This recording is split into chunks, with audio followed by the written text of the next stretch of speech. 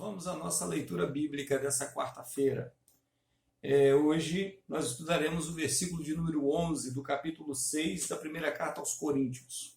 Porém, amados, nós vamos ler do versículo 9 até o versículo 12, que nos diz assim a palavra de Deus. Não sabeis que os injustos não hão de herdar o reino de Deus? Não erreis, nem os devassos, nem os idólatras, nem os adúlteros, nem os efeminados, nem os sodomitas, nem os ladrões, nem os avarentos, nem os bêbados, nem os maldizentes, nem os roubadores herdarão o reino de Deus. E é o que alguns têm sido. Mas haveis sido lavados, mas haveis sido santificados, mas haveis sido justificados, em nome do nosso Senhor Jesus e pelo Espírito do nosso Deus. Todas as coisas me são lícitas, mas nem todas as coisas me convêm. Todas as coisas me são lícitas, mas eu não me deixarei dominar por nenhuma. Ok? O tema da nossa lição, ou o tema da leitura, hoje é o seguinte: o processo da salvação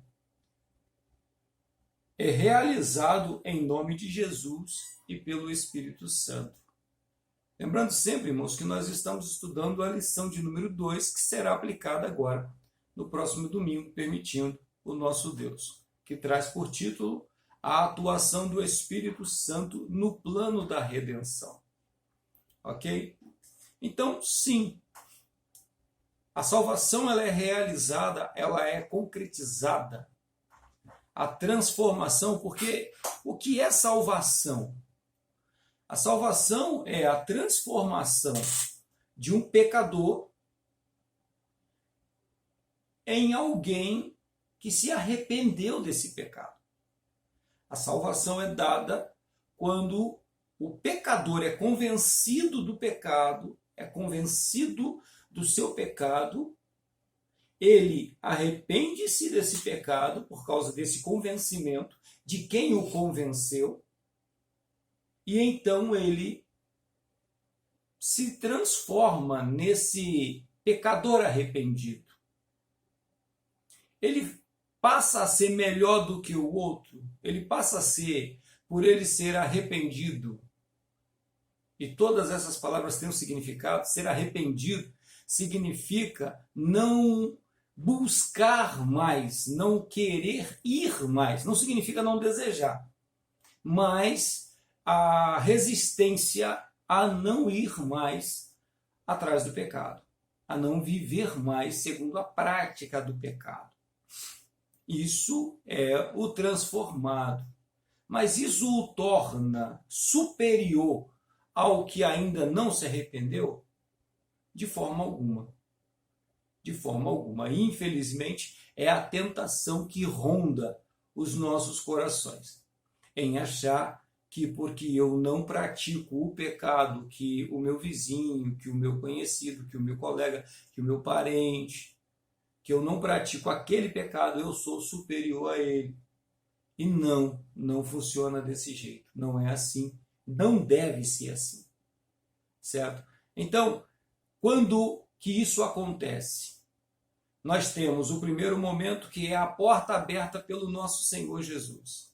Jesus vai lá e abre a porta para nós. Jesus vai lá e prepara o caminho, prepara o ambiente. Jesus prepara a oportunidade, a possibilidade de haver arrependimento, de ter condições desse arrependimento. Jesus prepara o lugar, Jesus prepara a conexão aos céus. Jesus prepara a ligação entre nós e a comunhão com Deus outra vez. Jesus prepara o nosso retorno ao jardim. Retira a espada que circula o jardim, dá ordem aos anjos que guardam o jardim e dizem que determinadas pessoas com determinada marca podem voltar a frequentar o jardim. E o que é o jardim? É a presença de Deus. O jardim nada mais é do que poder entrar na presença de Deus, poder viver essa realidade ainda neste mundo, ainda nesta vida, poder ter a oportunidade de entrar na presença de Deus e adorar a Ele lá dentro da sua presença, que é o local onde se deve adorar. Se existe um lugar de adoração, esse lugar é dentro da presença de Deus. Pois bem, o Senhor Jesus preparou todo o ambiente, né? Jesus desce ao mundo, Jesus nasce entre os homens, Jesus vive entre os homens, Jesus cumpre o seu ministério entre os homens, Jesus se submete à lei dos homens e à lei divina, Jesus vive segundo as regras deste mundo e as regras dos céus e é morto, é assassinado, morre e uma morte terrível. Depois de 3 dias ressuscita e ressuscitando dá-nos a oportunidade, diz, olha aqui, a dívida que existia acerca do pecado, ela está quitada, ela está paga. A dívida que existia por causa da separação do homem com Deus está quitado, está encerrado. Ela não deve ser mais cobrada. De quem ela não deve ser mais cobrada? De toda a humanidade? Quem dera. E essa é a vontade de Jesus. Que seja. Mas percebe que nem mesmo a vontade de Jesus, nesse caso, se cumpre? Porque também depende de nós. A salvação é uma oferta de Deus, mas somada à resposta do pecador. Deus oferta a salvação através de Cristo Jesus, mas eu, como pecador, tenho que dar uma resposta positiva. Independe do que vai acontecer no futuro. Eu preciso dar uma resposta hoje, uma resposta positiva hoje. Mas então, é só? Basta? Tá bom? É só isso? Jesus fez e pronto, está acabado? Ainda não. Ainda não, porque nós temos que lembrar quem é o alvo desta salvação. O alvo desta salvação são homens e mulheres que nasceram sob o pecado, viveram sob o pecado, são criados, pertencem a um mundo feito por pecadores, pertencem a um mundo que não deveria existir sem a presença de Deus, mas foi criado sem a presença de Deus. Um mundo que não respeita a Deus, um mundo que não quer saber de Deus. Então, o pecador mora neste mundo, o pecador pertence a este mundo. Logo, este pecador jamais olhará para a cruz de Cristo, se for depender da sua vontade. E a regra é simples.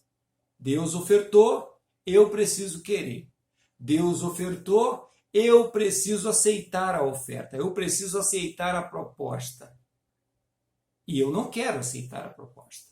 Eu, como pecador, não quero aceitar a proposta, estou falando de uma forma geral, acerca de nós, seres humanos. É aí que entra o Espírito Santo. É aí que o Espírito Santo passa a fazer parte da equação. E a necessidade, ainda maior, né? A necessidade do Espírito Santo.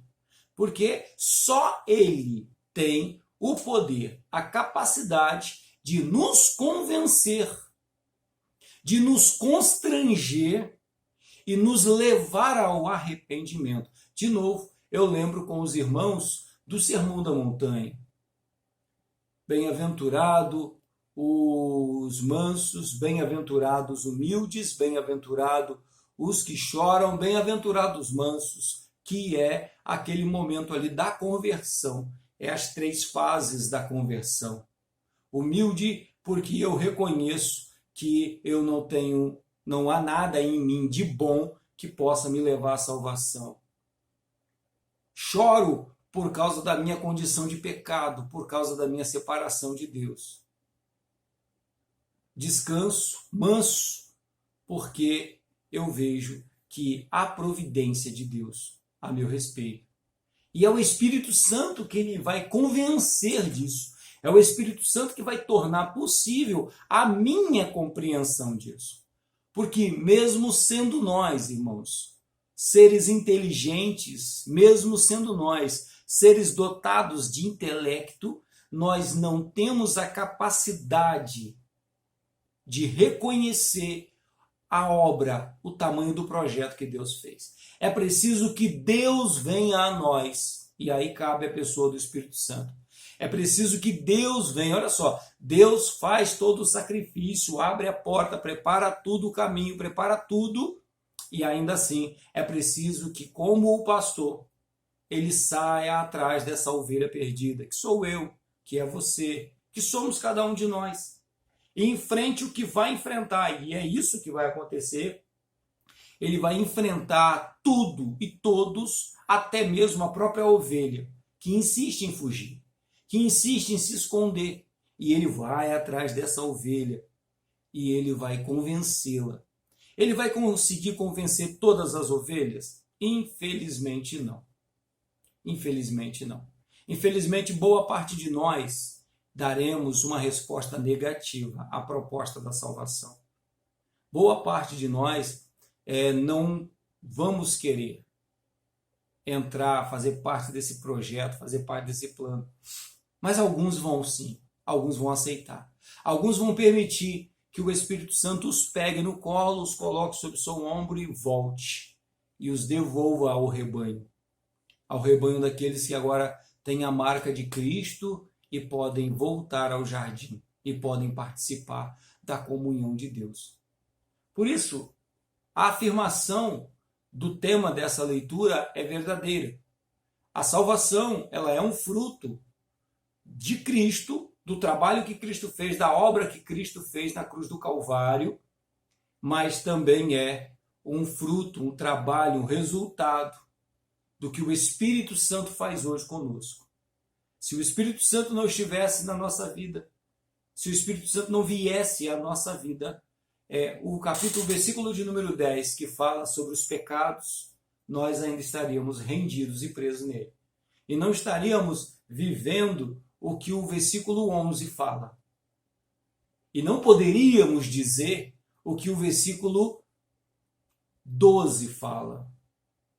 Todas as coisas me são lícitas, mas nem todas as coisas me convêm. Todas as coisas me são lícitas, mas eu não me deixarei dominar por nenhuma delas.